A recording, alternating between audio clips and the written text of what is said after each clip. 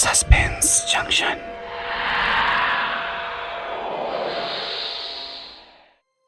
মন্দিরের তালা ভাঙা, চারপাশ নিস্তব্ধ, আর ভেতরে মা কালীর মূর্তি ঠিকই দাঁড়িয়ে আছে, গয়নায় মোড়া, অক্ষত।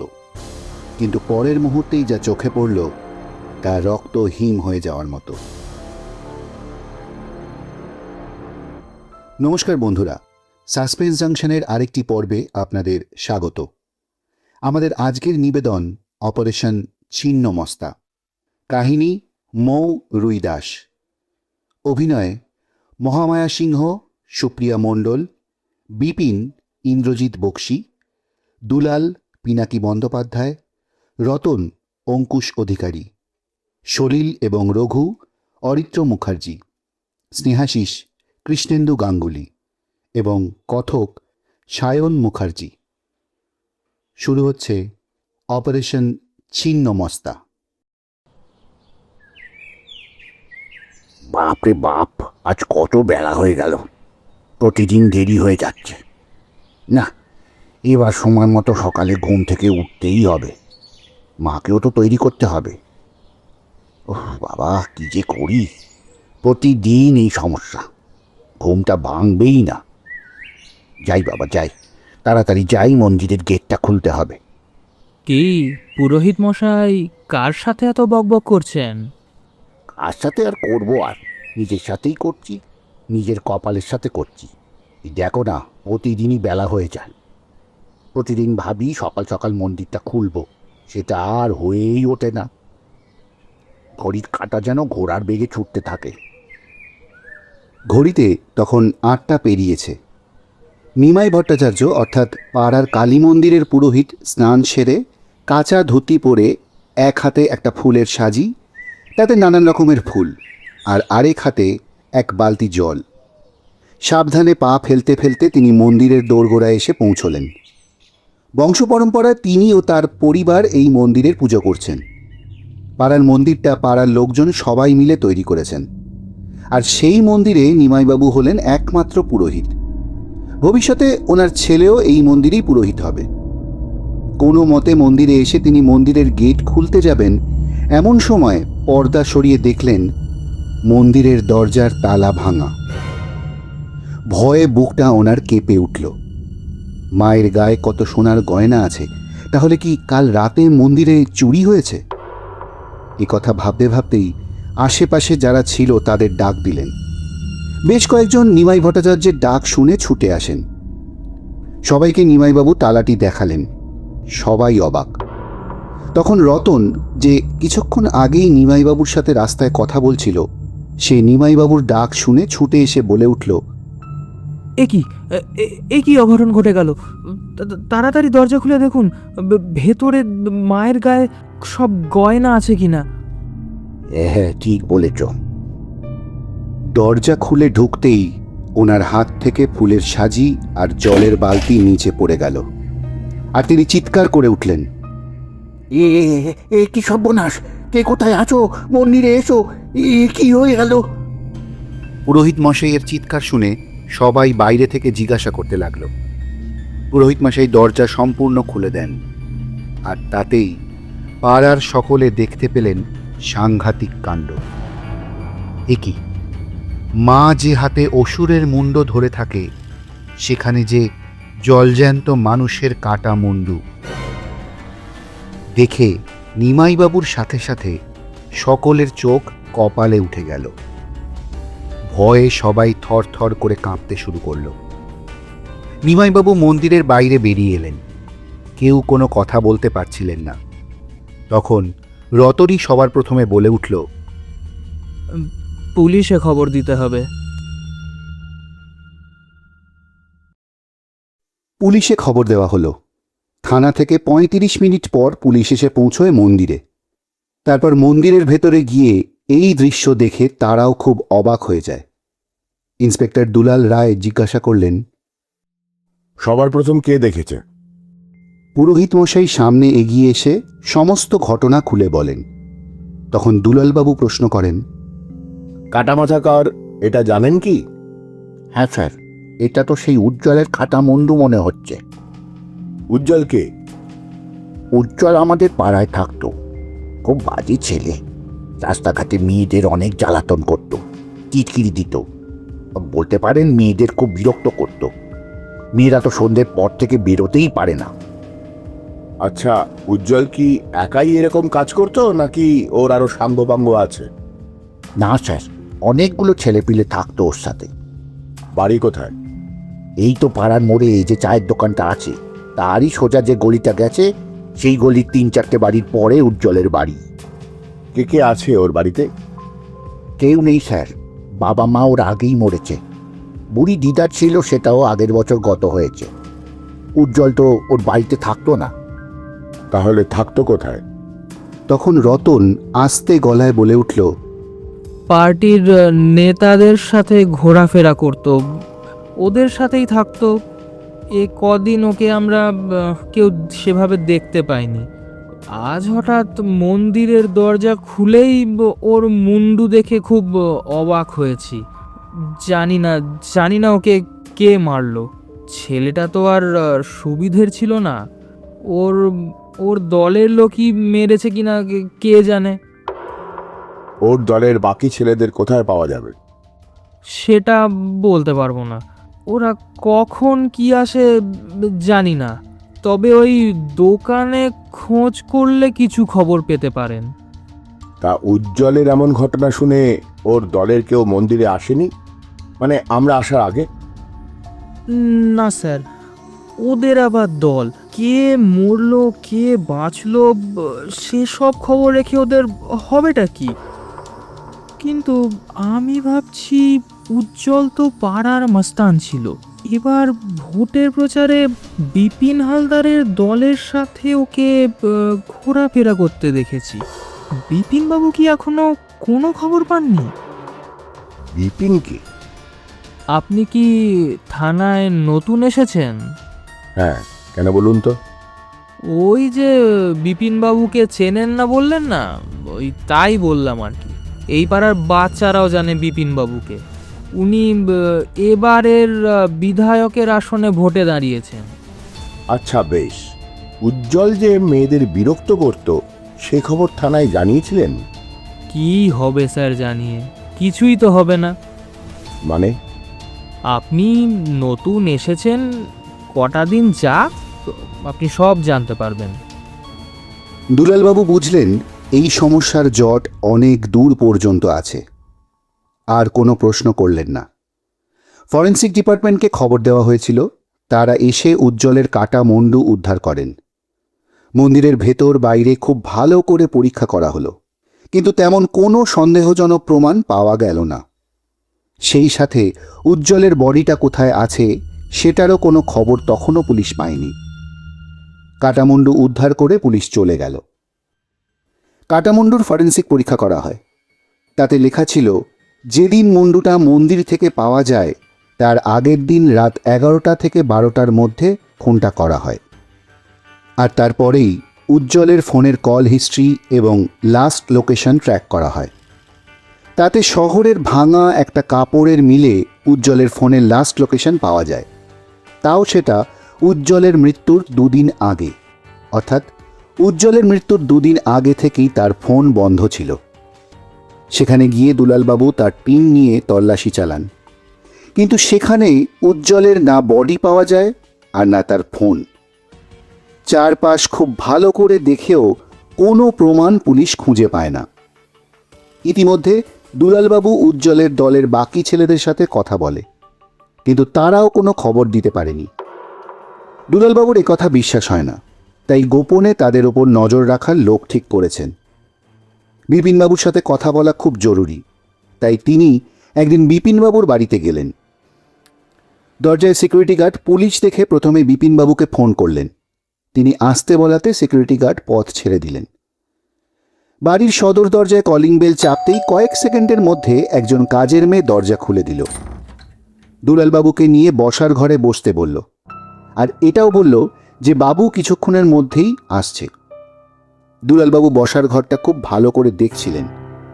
বেশ বড় হল ঘর, দেওয়ালে নামি দামি পেইন্টিং ঝুলছে, পায়ের নিচে একটা সুন্দর গালিচা বিছানো আছে। সব কিছু দেখে দুলালবাবুর ভালো লাগলো। কয়েক মিনিটের মাথায় বিপিনবাবু বসার ঘরে এলেন, সেই সাথে ওই কাজের মহিলা চা মিষ্টি দিয়ে গেল। দুলালবাবু বললেন, এইসবের কোনো দরকার ছিল না। হ্যাঁ আমি জানি, কিন্তু প্রথমবার আমার বাড়িতে আপনি এলেন, শুধু মুখে কি করে আপনাকে যেতে দিই, তাই সামান্য একটু ব্যবস্থা করেছি। না না, ঠিক আছে। আসলে আমি একটু কথা বলতে এসেছি। আপনি হয়তো জানেন উজ্জ্বল খুন হয়েছে। ওর কাটা মাথা পাড়ার কালী মন্দির থেকে উদ্ধার হয়েছে। বডিটা আমরা এখনো পাইনি। ওর দলের ছেলেদের সাথে কথা বলেছি আমরা, ওরা কিছুই বলতে পারেনি। খবর নিয়ে জানলাম উজ্জ্বল আপনার দলের হয়ে কাজ করত, তাই আপনার কাছে আসা। আপনি কি উজ্জ্বল খুনের ব্যাপারে কিছু আমাদের বলতে পারবেন? দুলালবাবুর কথাগুলো বিপিনবাবু খুব মনোযোগ দিয়ে শুনলেন। তারপর বলতে শুরু করলেন, দেখুন দুলালবাবু, উজ্জ্বল আমার দলের হয়ে কাজ করতো এ কথাটা ঠিক, কিন্তু ওকে কে খুন করলো সেটা আমিও জানি না। সত্যি কথা বলতে আমি নিজেও এই ব্যাপারটা জানতে চেয়েছিলাম, অনেককে জিজ্ঞাসাও করেছি, কিন্তু কেউ কিচ্ছু বলতে পারছে না। ঘটনার 2 দিন আগে থেকে উজ্জ্বল নিখোঁজ ছিল। আমি অনেকবার ফোন করেছি, কিন্তু ওর ফোন বন্ধ ছিল। অপোজিশন পার্টির সাথে উজ্জ্বলের কোনো ঝামেলার কথা শুনেছিলেন? এটা আমিও ভেবেছিলাম, কিন্তু দলের ছেলেরা বলল না, কোনো ঝামেলা হয়নি। তাহলে এখন আমি কাকে সন্দেহ করব বলুন তো? আচ্ছা বেশ, তাহলে আজকে উঠি। কোনো খবর পেলে আমাকে জানাবেন। অবশ্যই, এটা তো আমারও কর্তব্য। উজ্জ্বলের খুনি কে সেটা আমিও দেখতে চাই। আসছি তাহলে। আরে কিছু মুখে নিলেন না যে? উজ্জ্বলের খুনিকে ধরি, তারপর একদিন এসে খেয়ে যাব। আচ্ছা বেশ। দুলালবাবু বিপিনবাবুর বাড়ি থেকে বেরোতেই দেখলেন একজন লোককে। তিনি বিপিনবাবুর কাছেই এসেছেন। ওনাকে দেখে দুলালবাবুর কেমন যেন সন্দেহ হলো, কিন্তু তারা একে অপরের সাথে কোনো কথা বললেন না। দুলালবাবু বেরিয়ে যেতেই সেই লোক বিপিনবাবুর কাছে গিয়ে জিজ্ঞাসা করল, স্যার, পুলিশ আপনার বাড়িতে? উজ্জ্বলের ব্যাপারে খবর নিতে এসেছিলেন। তা কি বললেন? আমি যেটা জানি সেটাই বললাম। আর তোকে যে খবর নিতে বলেছিলাম উজ্জ্বলকে কে মারলো, সেটার কি হলো? স্যার বিশ্বাস করুন, আমি আকাশ পাতাল এক করে দিয়েছি, কিন্তু কেউ কিচ্ছু জানে না। সেই সাথে উজ্জ্বলের বাড়িটাও খুঁজে পাওয়া যায়নি। তোমরা কি করছো? বসে বসে শরীর তৈরি করছো? হ্যাঁ, কি লাভ ওই শরীরের যদি কোনো কাজেই না লাগে? আমি তো খোঁজ করছি স্যার। হ্যাঁ, ততদিনে আর একজন খুন না হয়ে যায়। আর বেনু, বেনু কেমন আছে? ও ঠিক আছে তো? হ্যাঁ স্যার, ঠিক আছে। হ্যাঁ, বিনু যেন ঠিক থাকে। ওর যদি কিছু হয় তাহলে সব কটাকে আমি নিজের হাতে খুন করব, এই আমি বলে দিলাম। তো এখানে কি করতে এসেছো? স্যার বলছি কিছু টাকার দরকার। সেদিনই তো এতগুলো টাকা দিলাম, কি করলে সেগুলো? স্যার বিনু স্যারই তো। আচ্ছা আচ্ছা, আর বলতে হবে না। এই ছেলেটাকে নিয়ে আমি আর সত্যি পারছি না। একটু অপেক্ষা করো, আমি টাকা নিয়ে আসছি। আর তারপর যেন তোমাকে আর দেখতে না পাই এখানে। কিন্তু স্যার টাকা শেষ হলে তো আমাকে আসতেই হবে। ফোনটাও বন্ধ আছে। আপনি যেমন বলেছেন তেমনভাবেই আছি, কোনো ফোন নেই আমার কাছে। ঠিক আছে ঠিক আছে, এত নাকে কাঁদতে হবে না। এই বলে বিপিনবাবু ভেতরের ঘরে চলে গেলেন। টাকা ভর্তি একটা ব্যাগ এনে সলিলের হাতে দিয়ে বললেন, আশা করি এতে দিন 15 চলে যাবে। বেনুর খেয়াল রেখো। অবশ্যই স্যার। সলিল চলে গেল। বাড়ির বাইরে আসতেই সলিল একবার চারপাশটা দেখে নিল। না, কেউ তাকে দেখছে না, কিন্তু সে জানে না একজন তাকে দেখছে একটা গাছের আড়ালে থাকা বাইক থেকে। মাথায় হেলমেট, তাই তাকে চেনার উপায় নেই। সলিল নিজের বাইকে চেপে সোজা পথে যেতে শুরু করলো, আর তার ঠিক পিছনেই সেই বাইক আরোহী তাকে ফলো করতে লাগলো। অনেকটা পথ যাওয়ার পর সলিল একবার চারপাশ খুব ভালো করে দেখে নিয়ে একটা ফাঁকা গোডাউনের ভেতর চলে গেল। বাইক আরোহী বেশ কিছুটা গ্যাপ নিয়ে যেতে শুরু করলো। তারপর গাছের আড়ালে বাইকটা লুকিয়ে রেখে সন্তর্পণে গোডাউনের ভেতর চলে গেল। বাইরে থেকে বোঝার উপায় নেই এই গোডাউনের ভেতর কেউ আছে বলে। তবে গোডাউনের ভেতর সত্যিই একদল মানুষ বন্দুক হাতে চারপাশে ঘোরাফেরা করছে। বাইক আরোহী খুব সাবধানে সব কিছু দেখে নিয়ে চলে গেল। নিজেকে সুরক্ষিত রাখার জন্য এই বন্ধ গোডাউনে বিনু আছে। তার ঠিকানা অলরেডি ঘাতক জেনে গেছে।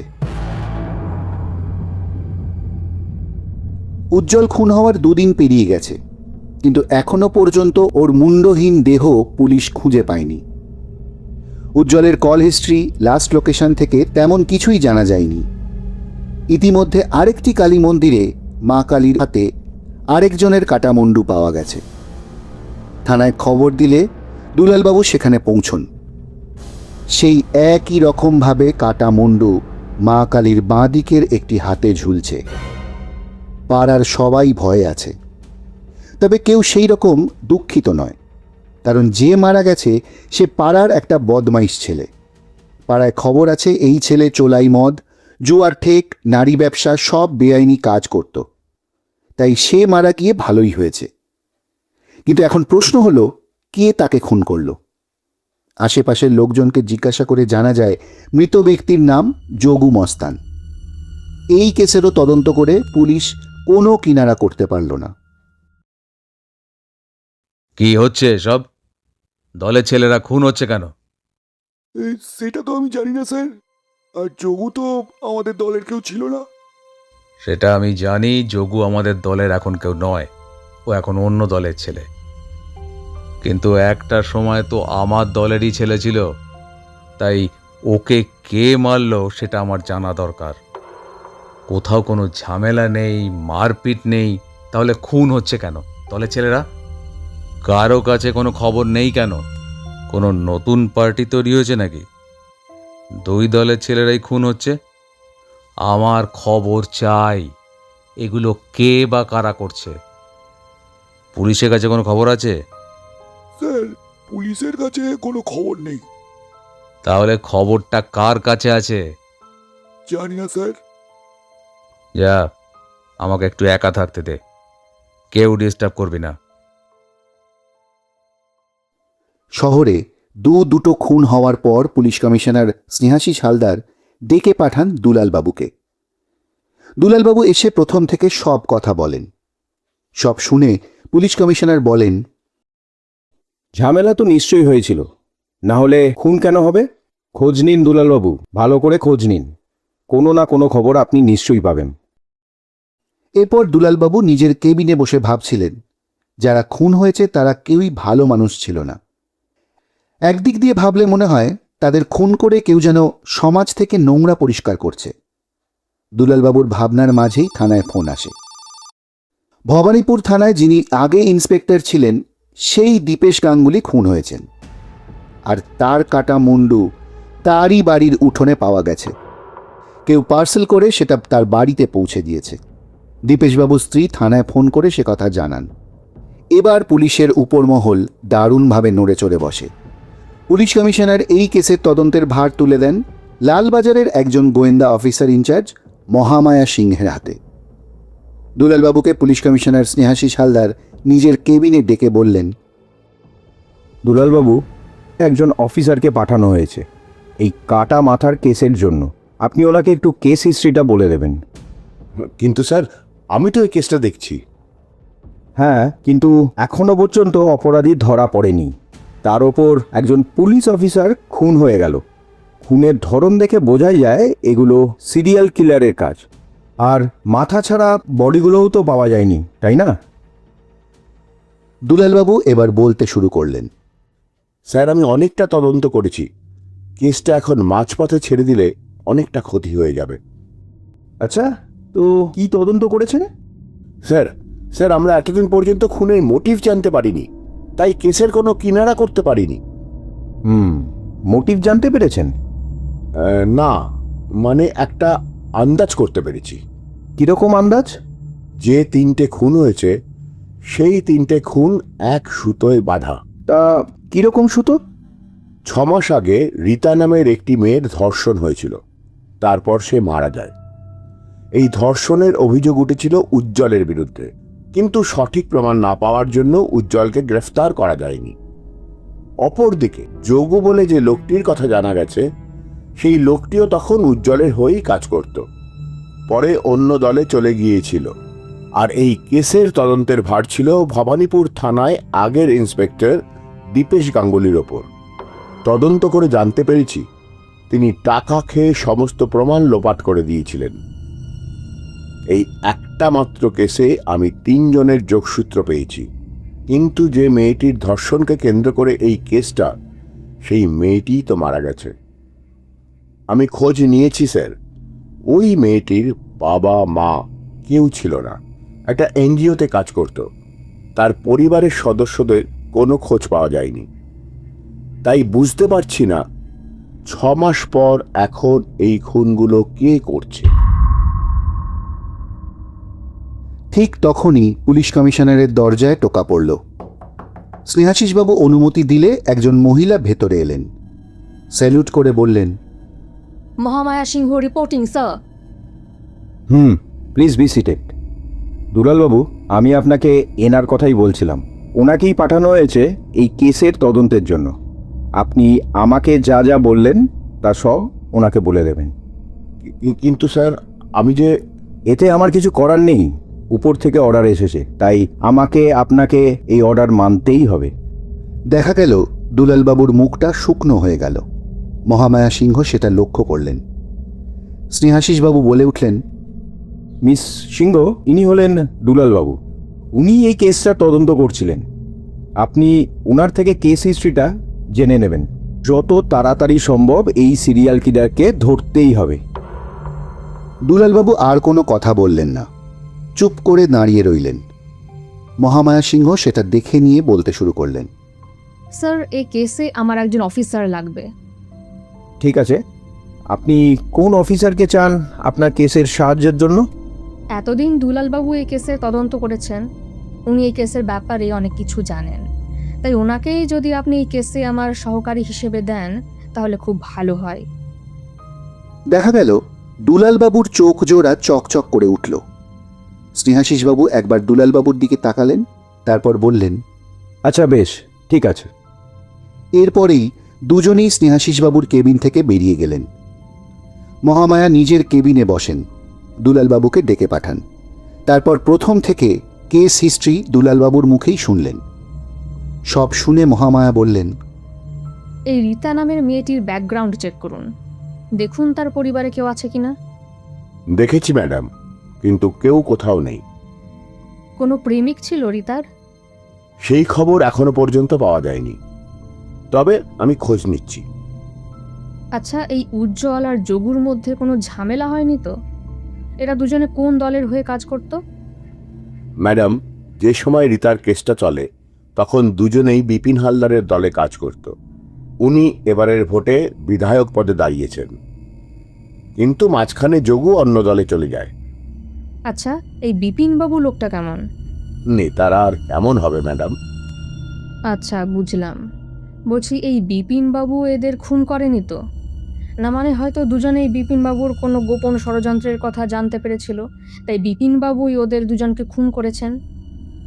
এমনটা হওয়ার সম্ভাবনা আছে, কিন্তু তেমন কোনো প্রমাণ আমি পাইনি। আমি লোক লাগিয়েছি, কিন্তু এখনো পর্যন্ত সলিড প্রমাণ পাইনি।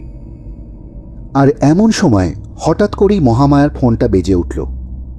রিসিভ করতেই ওপাশ থেকে এমন কিছু কথা শুনলেন যার জন্য তিনি চেয়ার ছেড়ে উঠে দাঁড়িয়ে পড়লেন। ফোন কাটতেই দুলালবাবু জিজ্ঞাসা করলেন, কি হয়েছে ম্যাডাম? আসলে আমার বাবার হার্ট অ্যাটাক হয়েছে, আমাকে এক্ষুনি হাসপাতালে যেতে হবে। আপনি এদিকটা একটু দেখুন কেমন? আচ্ছা আচ্ছা, ঠিক আছে ম্যাডাম।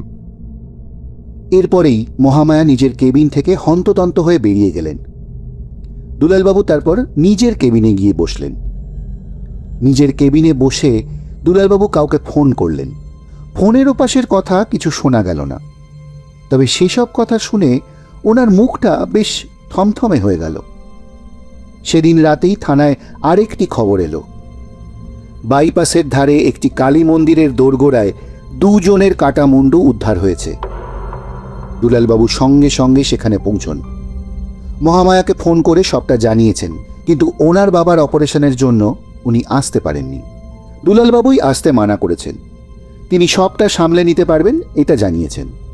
সেখানে গিয়ে খোঁজ খবর নিয়ে জানতে পেরেছেন যারা খুন হয়েছে তারা হলো বিশিষ্ট ব্যবসায়ী প্রফুল্ল শর্মার ছেলে পরাগ আর ছোট্টু তার ড্রাইভার। পরের দিন দুপুরে মহামায়া থানায় এলে দুলালবাবু বলেন, ম্যাডাম, আমি কিছু জানতে পেরেছি। কি জানতে পেরেছেন? কাল যে দুজন ব্যক্তি খুন হয়েছে তাদের পরিচয় জানা গেছে। বলুন। বিশিষ্ট ব্যবসায়ী প্রফুল্ল শর্মার ছেলে পরাগ আর ছোট্টু তার ড্রাইভার।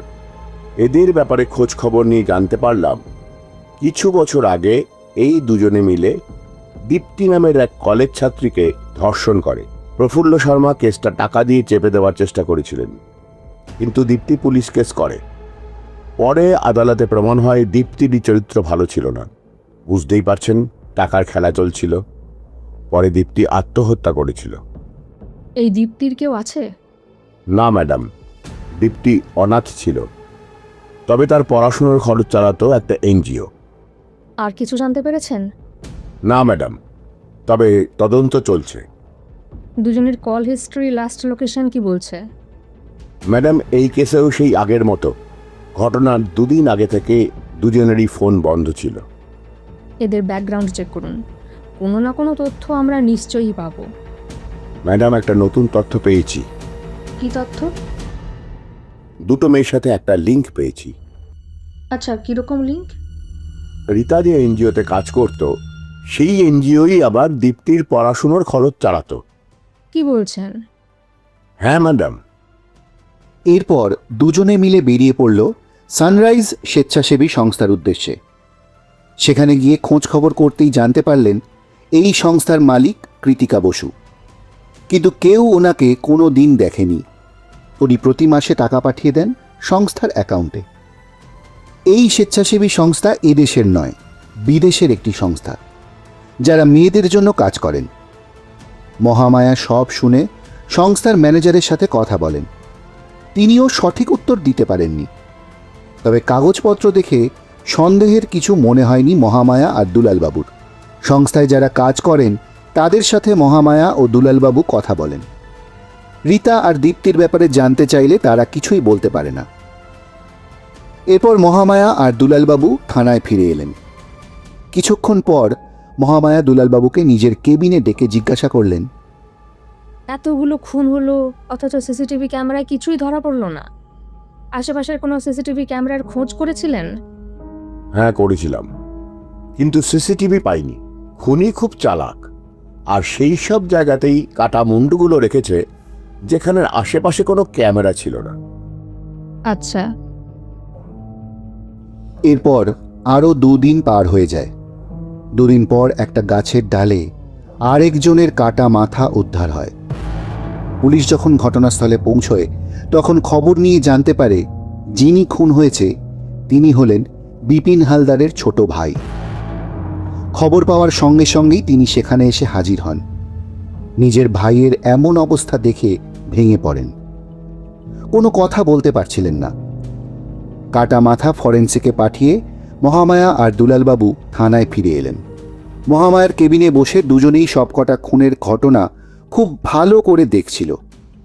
ক্রাইম সিনের সমস্ত ছবি, সবার পোস্টমর্টম রিপোর্ট, তাদের ব্যাকগ্রাউন্ড সমস্ত কিছু চেক করেও কে খুনি হতে পারে তার কোনো আইডিয়া পুলিশের নেই। উপরমহল থেকে এবার সত্যিই খুব চাপ দেওয়া হচ্ছে বিপিনবাবুর ভাইয়ের মৃত্যুকে কেন্দ্র করে। সেই সাথে আশ্চর্যের বিষয় হলো মৃত ব্যক্তির মাথাহীন বডিগুলো রাতারাতি উধাও হয়ে গেছে। পুলিশ কমিশনার স্নেহাশিসবাবু মহামায়া আর দুলালবাবুকে ডেকে কেসের আপডেট নেন। তিনিও হতাশ এই কেসটা নিয়ে। বেশ কয়েকটা জায়গা রেড করেও কোনো লাভ হলো না। এইভাবেই আরও 3-4 দিন পেরিয়ে যায়। 3-4 দিন পর একদিন থানায় একটা চিঠি আসে, কিন্তু সেই চিঠি কে কিভাবে দিয়ে গেছে সেটা কেউ দেখেনি। চিঠিতে লেখা আছে, আমার শত্রুগুলোকে আমি একে একে শেষ করেছি, তবে তারা শুধু আমার শত্রু নয়, সমাজের শত্রু, মা বোনেদের শত্রু। তাই এমন মানুষদের বেঁচে থাকার কোনো অধিকার নেই। তারা সমাজের অসুর, আর আমি সেই অসুরদের বধ করেছি। মানছি আমি এদের শাস্তি দিতে গিয়ে আইন হাতে তুলে নিয়েছি, কিন্তু আমি জানতাম এটা যদি আমি না করতাম তাহলে তারা আরও মেয়ের জীবন নষ্ট করত। আইন তাদের কোনো দিনই শাস্তি দিতে পারত না, কারণ তাদের অর্থের ক্ষমতা আছে যা সবার উপরে থাকে। টাকায় মানুষ আজ বিক্রি হয়ে যাচ্ছে, তাই কাউকে না কাউকে এমন পদক্ষেপ নিতেই হতো। আমি না হয় নিলাম সেই দায়িত্ব, তবে আবার কোনো শত্রুর সৃষ্টি হলে আমি আবার তাদের শাস্তি দেব।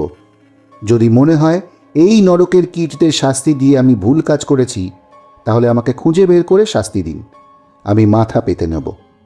ততদিনের জন্য এই খুন খারাপই বন্ধ রইল। এই চিঠি পুলিশ কমিশনারের কাছে পৌঁছয়। তারপর মহামায়া আর দুলালবাবুকে ডেকে পাঠানো হয়। খুনি নিজে চিঠি লিখে বলেছে এই কথা। তারপর থেকেই খুনির সন্ধানে পুলিশ আরও সজাগ হয়েছে। এই চিঠি কিভাবে থানায় পৌঁছলো এখন সেটাই খুঁজে বার করতে পারলে খুনিকে ধরা সম্ভব। কিন্তু না, সিসিটিভি ক্যামেরাতেও কিছুই ধরা পড়েনি। সকলেই খুব চিন্তিত। এইভাবে 7 দিন কেটে যায়। কেস প্রায় ক্লোজড। তবে 7 দিন পর একদিন রাতের বেলায় দুলালবাবু মহামায়ার বাড়িতে এলেন। কি হয়েছে দুলালবাবু? এত রাতে আপনি আমার বাড়িতে? কোনো খবর আছে নাকি? ম্যাডাম, আমি কিছু তদন্ত করেছি, কিন্তু কতগুলো খটকা আছে যেগুলো ক্লিয়ার করতে চাই। কীরকম খটকা? তাহলে প্রথম থেকেই বলি। হ্যাঁ বলুন। তদন্তে নেমে এখনো পর্যন্ত আমরা 2টো মেয়ের কথা জানতে পেরেছি, কিন্তু সেই তদন্ত আরো গভীরভাবে করতে গিয়ে জানতে পারলাম শুধু 2টো মেয়ে নয়, বেশ অনেকগুলো মেয়ে এই কেসে জড়িত আছে। সংখ্যায় বলতে গেলে বলতে হয় মোটামুটি 5 জন মেয়ের মৃত্যু জড়িয়ে আছে এইসব কাটা মুন্ডুর কেসে। অবাক হয়ে মহামায়া জিজ্ঞাসা করলেন, 5 জন মেয়ে? আপনি এদের কথা কিভাবে জানতে পারলেন? বলছি ম্যাডাম, একটু ধৈর্য নিয়ে শুনুন, ভুল হলে বলবেন। মানেটা পরে বলছি। তা যেখান থেকে বলছিলাম, এই ঘটনার সূত্রপাত হয় আজ থেকে প্রায় 1 বছর আগে। দীপ্তি নামে মেয়েটির খবর আমরা জানতে পারি যখন বিশিষ্ট ব্যবসায়ী প্রফুল্ল শর্মার ছেলে পরাগ আর তার ড্রাইভার ছোট্টুর কাটা মুন্ডু উদ্ধার হয়। তাদের পাস্ট রেকর্ড চেক করতে গিয়ে এই দীপ্তির কেস আমাদের সামনে আসে। দীপ্তি অনাথ ছিল, তার পড়াশোনা চালাতো সানরাইজ এনজিও। অন্যদিকে উজ্জ্বল আর যোগু খুন হয়, তাদের পাস্ট রেকর্ড চেক করে রীতার কেস সামনে আসে। এই রীতারও রেপ হয়েছিল। এই রীতা আবার কাজ করতো সানরাইজে। 2 জায়গায় একটাই লিঙ্ক, আর সেটা হলো এই এনজিও। তারপর আমি এই এনজিওর ব্যাপারে খুব ভালো করে খোঁজ নিই। এই এনজিওর মালিকের নাম কৃতিকা বসু, যাকে কেউ কোনোদিন দেখেনি। তবে প্রতি মাসে এনজিওর অ্যাকাউন্টে মোটা টাকা ডোনেশন চলে আসছে, কিন্তু কে দিচ্ছে এই টাকা? ব্যাংক থেকে খবর পাই আমেরিকা যুক্তরাষ্ট্রের নিউ জার্সি থেকে বড় ফান্ডিং আসে এনজিওতে। ফান্ডিং পাঠান প্রিয়া শর্মা ও তার স্বামী অলোক শর্মা। এদের পরিচয় জানতে গিয়ে আমি অবাক হয়ে যাই। এনারা হলেন কৃতিকা বসুর মাস্তুতো দিদি এবং জামাইবাবু, এবং অদ্ভুতভাবে যার সংস্থার মাধ্যমে এই লেনদেন হয় সেই হায়দ্রাবাদ নিবাসী অনিল ভদ্র আবার আপনার পিস্তত দাদা। আমি বেশ অবাক হই, এবং এই চেনটা শুরু হয়েছে অনেক আগে থেকে। এখনো কিছুটা তদন্ত বাকি আছে। তার উপর আবার খবর পেলাম মিনু। মিনু আবার কে? মিনু হলো একজন ফুটপাত নিবাসী, যাকে মনীষ নামের একটি ছেলে ধর্ষণ করেছিল। ফুটপাত থেকে মিনুকে তুলে নিয়ে গিয়ে ধর্ষণ করে খুন করেছিল। তারপর পুলিশ কেস হয়। এই ধর্ষণের সাক্ষী ছিল মিনুর দাদু আর ভাই, কিন্তু সেই লোক আর তার নাতি রাতারাতি গায়েব হয়ে যায়। ফলে এই কেস আর এগোয়নি। মনীষ এখন কোথায়? সম্ভবত খুন হয়ে গেছে, যদিও সেই খবর আমাদের কাছে নেই, কিন্তু আমার আন্দাজ এটাই বলছে। আপনি শুনলে অবাক হবেন, এই মিনু খুনের যে কেস আদালতে চলছিল তার খরচ বহন করছিল এই সানরাইজ এনজিওই। এখানেও এই এনজিও। এরপর কৃতিকা বসুকে খুঁজে বের করা খুবই জরুরি হয়ে পড়েছিল, কিন্তু কোথায় খুঁজব? তারপর আমি ভাবলাম, কৃতিকা বসু আজকালকার মেয়ে, সোশ্যাল মিডিয়ায় যোগ তো নিশ্চয়ই রাখবেন। তারপর খুঁজতে শুরু করলাম সমস্ত সোশ্যাল মিডিয়া। অনেক কৃতিকা বসুকে খুঁজে পেলাম, কিন্তু এদের মধ্যে সেই কৃতিকা বসু কে যাকে আমি খুঁজছি? এবার চলল তারই তদন্ত। শুরু হলো খড়ের গাদায় সূচ খোঁজার কাজ। এত কৃতিকা বসুর মাঝে আমি বেশ কিছু কৃতিকা বসুকে আলাদা করলাম, যাদের সাথে কলকাতার যোগ আছে। অনেকের প্রোফাইল লক ছিল, এক্সপার্ট দিয়ে সেসব প্রোফাইল ওপেন করাই। তারপর তাদের মধ্যে একটি প্রোফাইল পেলাম, যার কভার ফটোতে ছিল দুটো মেয়ের ছবি। যদিও ছবিটা অনেক দিনের পুরনো, মুখের আদল অনেকটাই পরিবর্তন হয়েছে, কিন্তু সম্পূর্ণ বদলে যায়নি। খুব ভালো করে দেখলে বোঝা যায় আপনার আর কৃতিকা বসুর স্কুল জীবনের ছবি। এখন কি আপনি বলবেন কৃতিকা বসু কোথায়? তিনি কি আপনার সাহায্য নিয়েই এসব খুন করেছেন? মহামায়ার চোখ মুখ থমথমে, কি বলবেন বুঝতে পারছেন না। টেবিলে রাখা জলের বোতল থেকে কিছুটা জল পান করে একটা দীর্ঘ নিঃশ্বাস ত্যাগ করলেন। তারপর বলতে শুরু করলেন,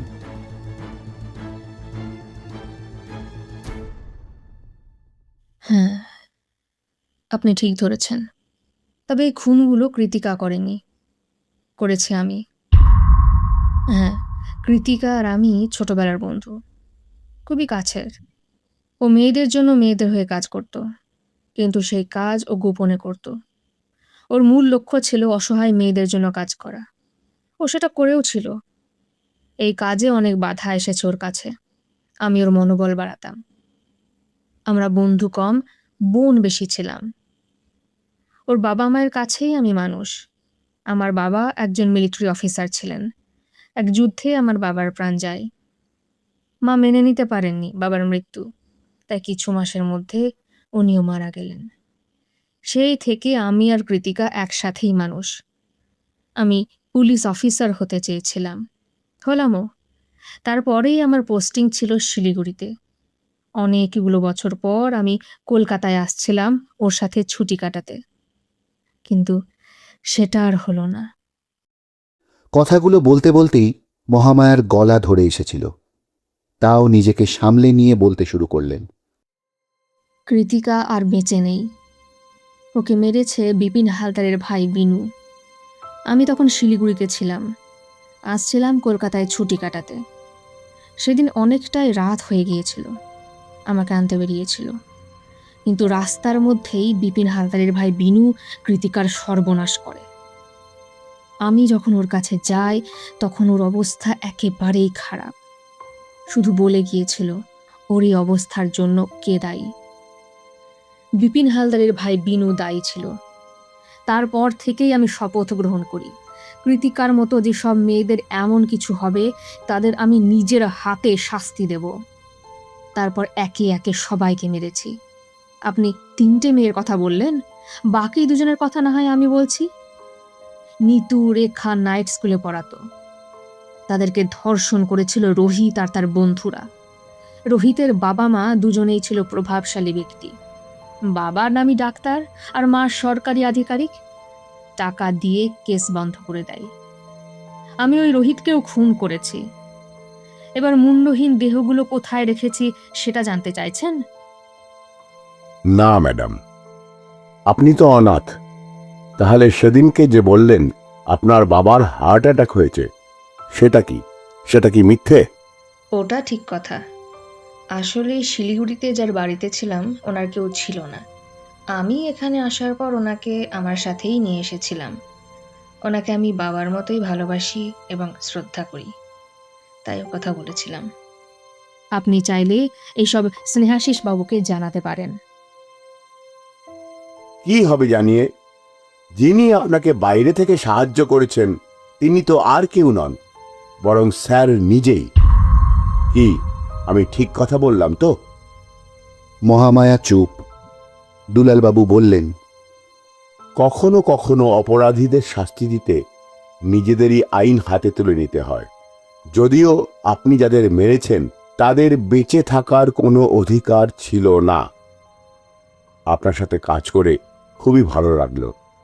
আগামীতে আপনার সাথে কাজ করে আরো অনেক কিছু শিখতে পারবো। আর চলি ম্যাডাম।